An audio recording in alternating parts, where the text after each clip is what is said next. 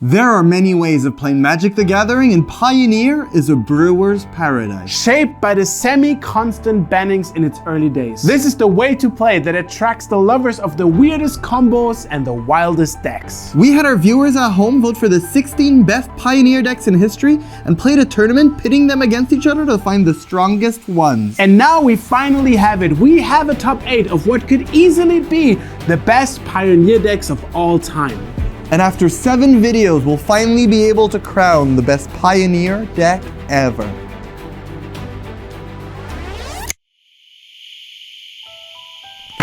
Jamin, there's an oracle that said, whenever I play a green ramp deck, I win the tournament. Funnily enough, there's an oracle that told me different, and it wins me the game. It's called Thassa's Oracle. That's a good joke. Wow. Do you also have a good hand? I'm playing Inverter combo, and this deck only needs 2 cards to win. An Inverter to get rid of my entire library except for a few cards, and a Thassa's Oracle that wins me the game if I have 2 or less cards in my library.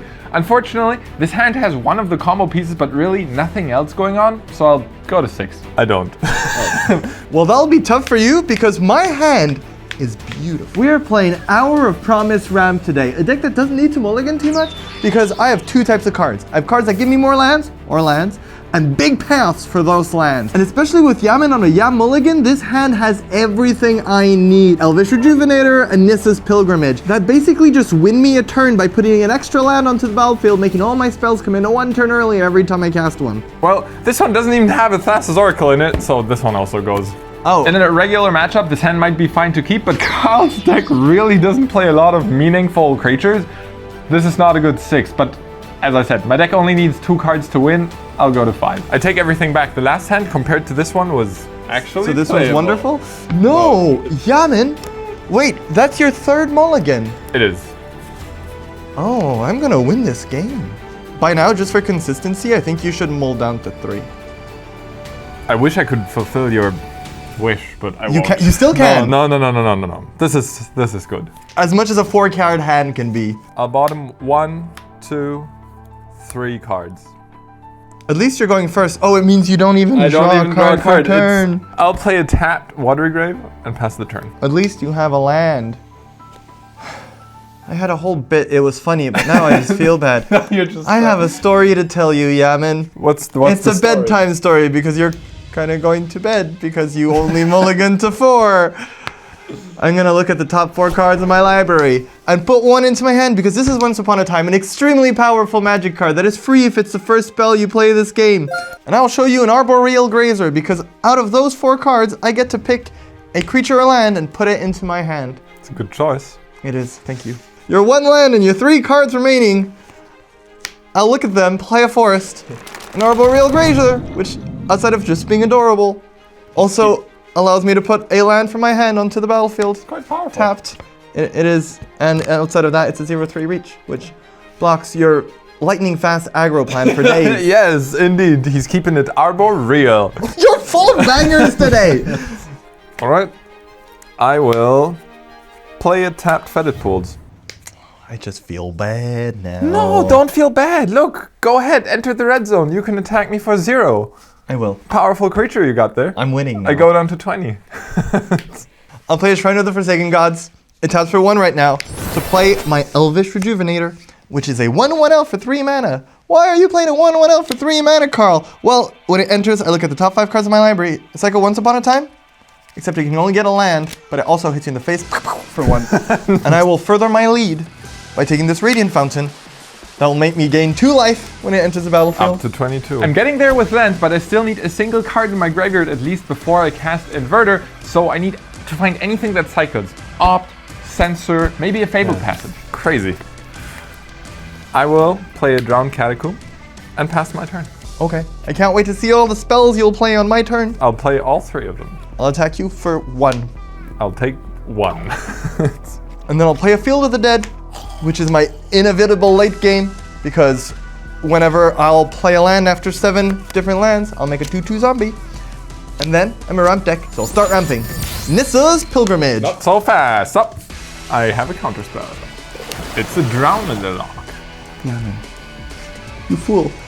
I fool. Do you want to give that a read? I will give it a read. Now, Drowned-a-Lock, 2 mana, an instant. and I can counter a spell with converted mana cost less than or equal to the number of cards in its controller's graveyard. Yeah, okay. It doesn't do anything. Oh, we're at that point of the game. We're at this point of the game. Okay.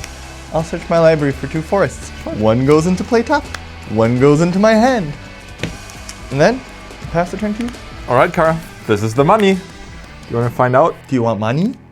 Oh, this is what I want. I'll play an island, use my 4 mana. That's literally like 50 cents on Cardmarket. It is. It's very cheap. But I'll spend my 4 mana on an Inverter of Truth. That's more cents on Cardmarket. Now, I'll explain this to you once because I haven't played against you with the deck yet, but this one... I can assure you, Jamin, I've played against this card a lot. Well, I'll explain it to you. This one exiles my library and then shuffles my graveyard back into my library. So you have a 1-card library. I do have a 1-card library. But in exchange, you have a 6/6. Let's see what you can do against it. Now, Jamin just played a 6/6 that exiles his entire library. And although a 6/6 is nothing to wag a stick at, usually he wouldn't do that unless he was confidently winning the game next turn. And we know how he does that. He casts a Thassa's Oracle. And he wouldn't be doing this unless he had a Thassa's Oracle. So here we are. Jamin outraced me.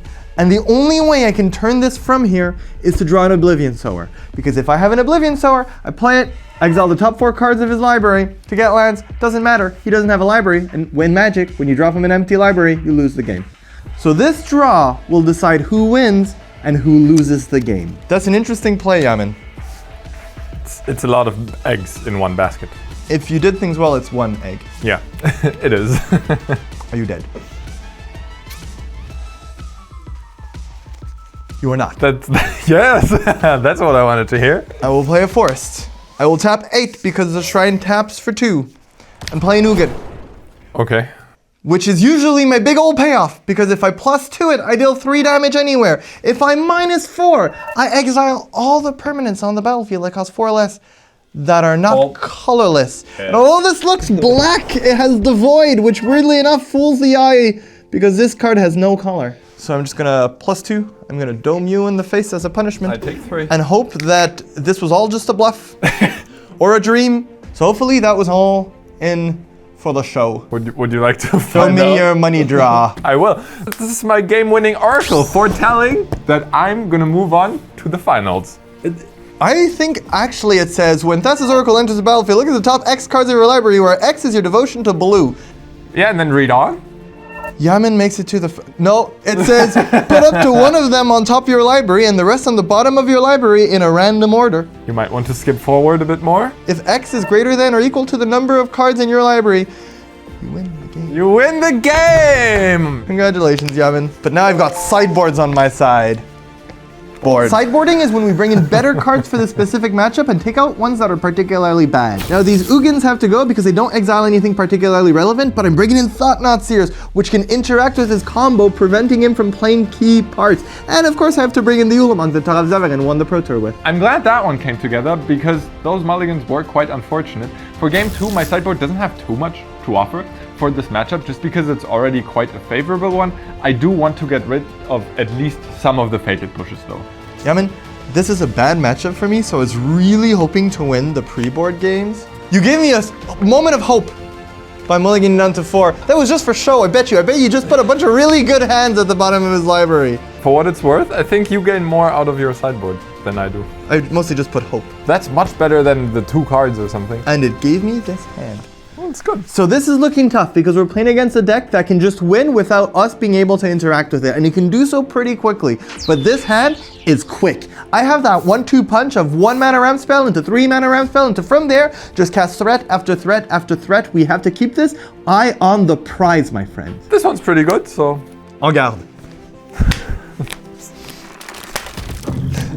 I cast an Arboreal Grazer. Okay, yeah. And it will put this Sheep Oasis in the battlefield. I'll pass. Okay, let me try that. No, wait, I almost did it wrong immediately. If you tap it hard enough, it taps for 2. Go. I'll draw. I could do the attack you for 2 again, but it's getting old. So I'll play a Sanctum of Ugin, which eventually will matter. And an Elvish Rejuvenator. Look at the top 3 cards in my library. What did I say 3? I meant 5. Put this Castle Ganbrook onto the battlefield. I have 4 lands, you have 1. Show me what you got, yeah man. At end of turn, I have an opt, which lets me scry 1. I keep this one on top, and then lets me draw a card. Okay. I'll play my second land and cast the Thought Erasure, because let's see what you got going on there. Thought Erasure, 2 mana sorcery that lets me check out your hand, make you discard a card, and I even get to surveil 1. How rude. Thought-Knot Seer is one of the best sideboard cards Carl can bring in this matchup just because it interrupts me so well during my combo turns. If I play an Inverter and get stripped of my only combo piece, what am I gonna do? That's why I have to make him discard it right now. I really like checking out your hand, but I don't want you to check out mine. So how about that Thought-Knot Seer goes to the graveyard and I surveil 1. I thought we were all about equality here at the Cardmarket feature match. I'll leave this card on top. Yes. And pass the turn. Well, my hand is worse now. That changed. I'm gonna play a Nissa's Pilgrimage. It's gonna search my library for 2 forests. We've been here before. I put 1 onto the battlefield and 1 into my hand, which I will then play. Because we're not about equality. I saw that we're both at 20 life. Let's change that by attacking you for 1. I'll take 1. I'll play another island and cast Jace, Rin's Prodigy.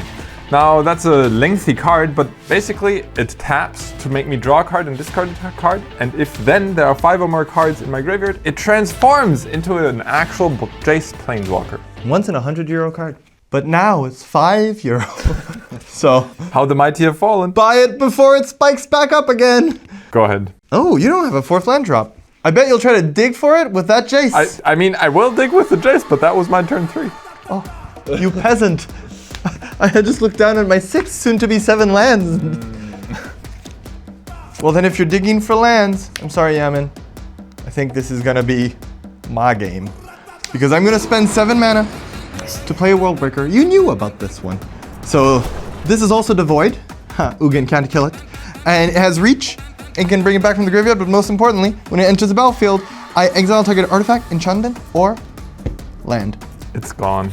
It also hits you in the face for 4 times. And as it's entering the battlefield, it'll trigger the Sanctum of Ugin. Yep. It'll allow me to search my library for a creature that is colorless and put it into my hand. And I didn't even need to think of what I'd get, because this Ulamog will Toralf Severin the Pro Tour, and it's gonna win me the best deck ever Pioneer series. Attack you for 1. I'll block.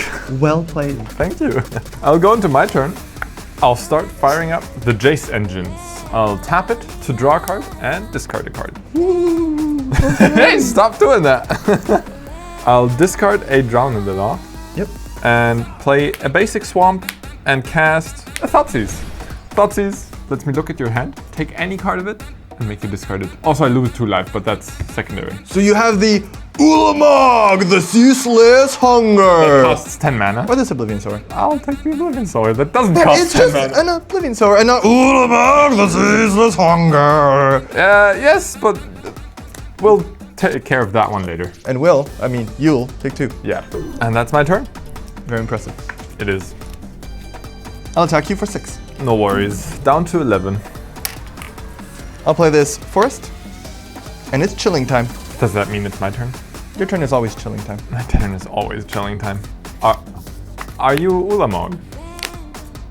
Wait, Does either Ulamog or a jellyfish that likes to party. I'll accept it. Either version, actually.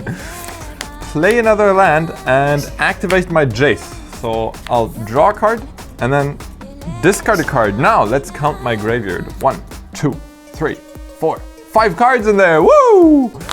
Now, Planeswalker Jace. Pretty solid cards. Starts out with 5 loyalty. I can +1 it to weaken one of your creatures until my next turn, or I can -3 it to recast an instant or sorcery from my graveyard. Do you have any good ones there? The one I'm about to flashback right now. I'll pick this Thought Erasure. How about you show me your hand? No, you can't do that. That's like literally against the rules. I came here dressed as an Ulamog. I feel like that might be against the Do rules. you want to try to guess what's in my hand? It's an Ulamog. Oh, yeah. And it'll help me make my next draw step even better by putting this Thoughtseize into my graveyard. How do you feel in your costume now? Overdressed. Go ahead, take your turn. But you'll feel silly when I draw and... Whoop. my 4 hands make it a little harder to draw. Ah! I'll attack Jace for 5. And I'll attack you for 1. I take 1 and Jace has done his job. And then you can get rid of cards out of my hand as much as you want. I'm gonna keep on taking cards from your library. Can't stop. Wait, can't stop, won't stop casting Eldrazi. I'll play an Oblivion Sire that when it's on the stack, you exile the top 4 cards of your library, and any land you reveal amongst those go on my side of the table. All right, let's check them out. Woo! Oh, that's actually a lot so of many lands. And then, after we've done that, it's a 5/8 that hits you in the face for 5. Carl stealing my Fabled Passage is unfortunate because now he can add a card to my graveyard and thus later library with Inverter at instant speed, preventing an instant win with Inverter and Thassa's Oracle. I'll need to find a way around this or hope that he doesn't notice. All right, well, at end of turn, I will cast Dig Through Time, one of the best spells in my deck. Costs 8 mana, but I can just exile 6 cards from my graveyard and pay 2 because it has Delve. It lets me look at the top 7 cards of my library, pick any 2 of them, like these 2, and put them into my hand. Well, you're looking for good spells, but Dig Through Time is one of the best spells of all time. So is it 2 Dig Through Times? It's not 2 Dig Through Times. I will head into my turn, play another land, and pass the turn back. You know you're facing down 11 power. You know I have 5 mana available. What are you going to do, cast 5 opts? No, because one of them is a swamp. I'm going to declare attacks. Sure. Attack with everything that has power. All right, I guess I have to respond. I will Hero's Downfall your Oblivion Sower. It was a hero indeed. Because Hero's Downfall destroys a creature or planeswalker. Okay, so you'll take 6. Yes. And then I'll play an Arch of Vraska, which because I don't want to count them, but just trust me, I have more than 10 permanents. I'll take My city's blessed, so I can tap it, tap 5, and draw a card. Sure. Pass the turn. I have lethal on the board. I will take my turn. And how about an Inverter of Truth? We read that one last game. We did. As you recall, it makes Jamin look like he's losing and then makes him win. So Wait. So the way you win this game is by making your library a 2-card library and then playing an Oracle that looks at 2 cards and goes, whoop, that's less than your devotion, or equal to, and you win. So I'll sack this Fable Passage, which allows me to search my library for a land. And even though the land is from my library, this goes into your graveyard. It does. I'll get this forest. I'll take your word that it's Thank you. You can swap it for, yeah, thank you very much. Life is tough when you have 4 hands. And now you can exile your library. I will. My library's gone. But the now 3 cards in my graveyard, they go back into my library. All right. And for good measure, I will play my Thassa's Oracle. You had it. I did. I'll check my top 2 cards. Put one of them on top, one on the bottom. So you're tapped out, you have the creatures. I could do stuff, but my game plan is very clear. I'll draw my card for turn. I will read another one of your cards. Yeah, you could. Which is called New Rivulet. If I pay 2, including a blue, which you so gracefully gave me, and sacrifice a desert, which I'll do this Haship Oasis. I sacrifice this, and target player puts the top 4 cards of their library into their graveyard. Okay, there's one thing that can save me. Whom do you target? It is a tough choice. You. All right. I'll mill my entire library with one New Rivulet that got stolen from me. So what happens in Magic if you go to draw from an empty library? You lose if you do that. I want to get out of this costume because I can't see squat, so I'll pass the turn. I'll try to draw. Woo! Now we won that game, but we got lucky. We curved out perfectly. Jamin stumbled on lands. We interrupted his game plan. But we're playing against an incredibly powerful deck played by a very strong player. So we're going to have to play as tightly as possible and take all silliness aside. We can win this because we want to make it to the finals. Jamin, music change. Well, I didn't expect that to work, but I guess it's appropriate. Different tone, because this one will decide who goes against Andrea Mengucci in the finals. I really like this hand. I'm going to keep it, and it's going to be me. This hand is awesome. It has Thoughtseize, it has Opt to look for other ways to fill the graveyard. Dig Through Time will pull all of this together, and I already have one combo piece. I can't keep it. It's full of good spells. But I can't. I cannot keep this hand. It's too good. Usually this hand would be very strong. It has a lot of game-ending, powerful closing spells, but it only starts ramping on turn 3.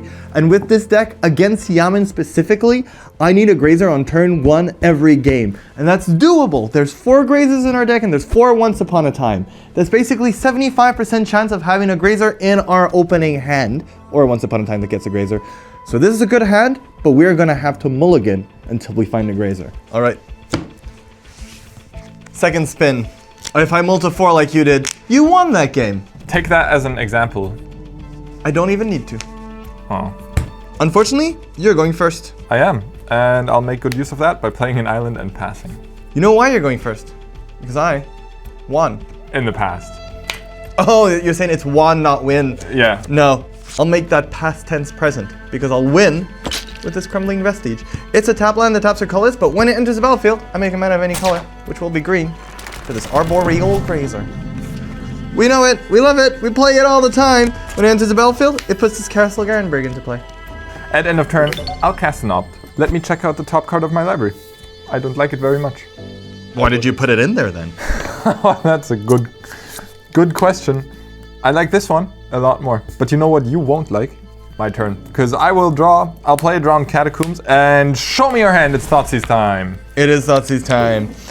You have a big decision to make. Oh. Okay. I will take an Elvish Rejuvenator. Good choice. And I will lose 2 life for it. Now that you've made my decision easier for my turn, I'm going to play a Blast Zone, which enters with a counter on it, because you've seen it already. And an Elvish Rejuvenator. It's a 1-mana elf. When it enters the battlefield, I look at the top 5 cards, and I put a land onto the battlefield tap. I didn't see this one coming. It doesn't look like it, but I'm also playing a combo deck, and my combo is 7 mana. Big Eldrazi, hit your face. Why do you play such a bad combo? It's an Eldrazi! Mine wins the game. Not if I win first. I'll put this forest onto the battlefield, and the turn will be yours. No, not yet. I still have something to say, or rather consider. No, opt.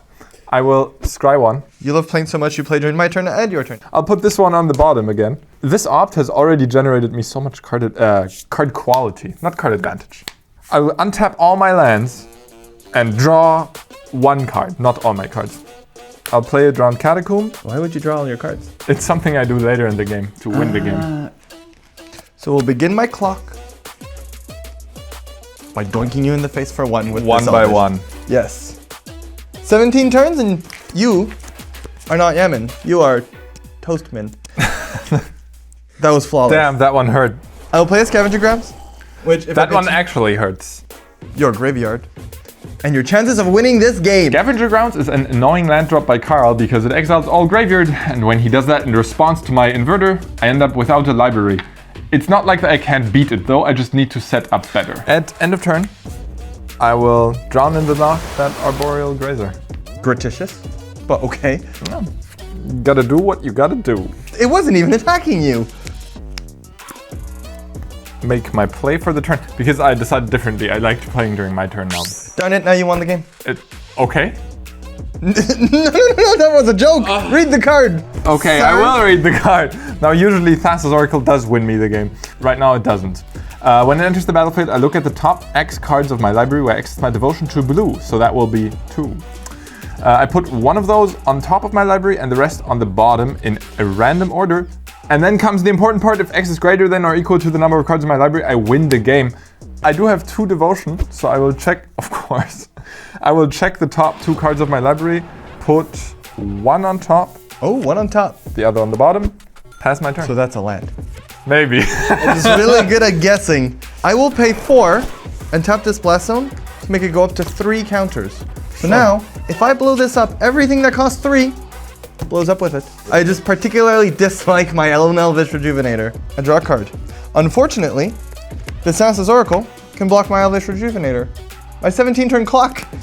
I'll pay 3 mana for this Nissa's Pilgrimage. I don't have Spell Mastery, so now I'll only just get 2 forests, 1 onto the battlefield, my favorite one, and the other one? It thinks it's on the battlefield right now because I just put it there, but haha, it's going into my hand. And then promptly onto the battlefield. And I can't attack, so I'm just going to have to wait to play this Ulamog. That seems a far way off. I'll pass. It's faster than this clock, I'll tell you. I'll untap, and I will finally play my 4th land. Continue a trend. I'll pass the turn. Yeah, I was going to ask you, you're just going to do nothing again. Yeah. While you do nothing, I'm going to tick this Blast Zone up to 4. Sure. So it's time for me to find a clock. Clock. It tick-tocks. It doubles your pressure. When Elvish Rejuvenator enters the battlefield, I look at the top 5 cards in my library. take any powerful land and put that onto the battlefield. I'll put this powerful Shrine of the Forsaken Gods, which will make my Ulamog be played 1 turn faster. Ever so close. I would like to play our Thought-Knot Seer here because I could see into Yamin's hand and take a card out of it, which could be a combo piece. But Yamin just kept 4 mana open.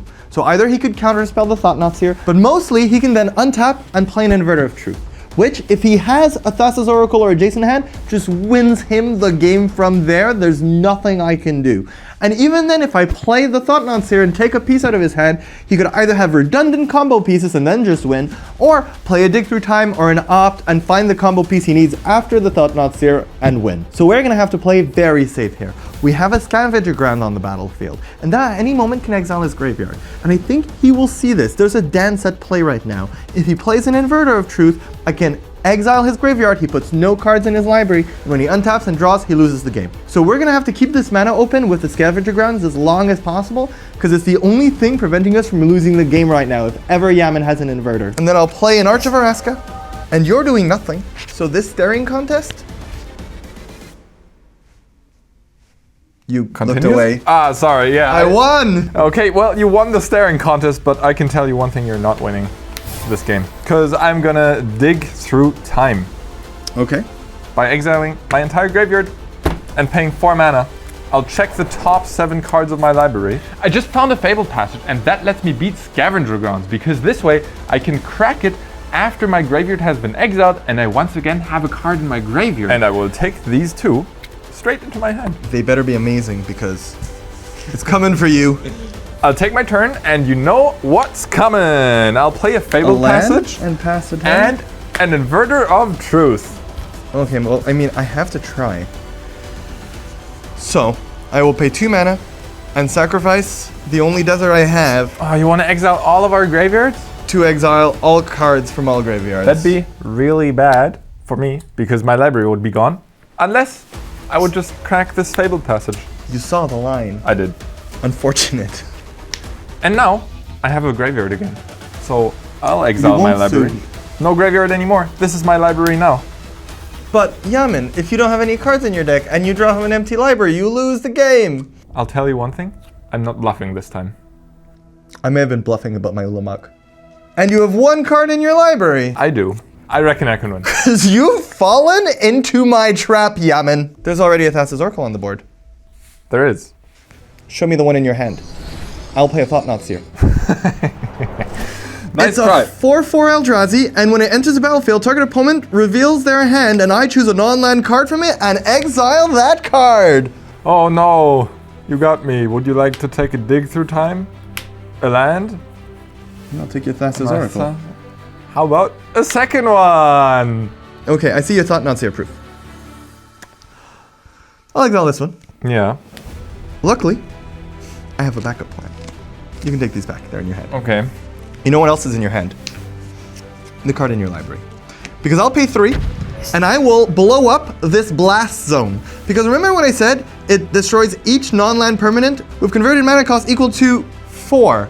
Which, yes, you're right, it is your Inverter, but it also is my Thought-Knot Seer. And when Thought-Knot Seer dies, I'm sorry, I didn't read this to you earlier, but I believe you're already aware, when it leaves the battlefield, target opponent draws a card. Yamin, would you like to draw a card? I will draw a card. Well done, well done. I would like to go into the finals! Well played, Yamin, well played. Now I get the pleasure of going against Andrea Mengucci in the finals. You'll be jealous, we'll be sipping wine, eating pasta, saying Andrea Mengucci. I dislike 2 of those things.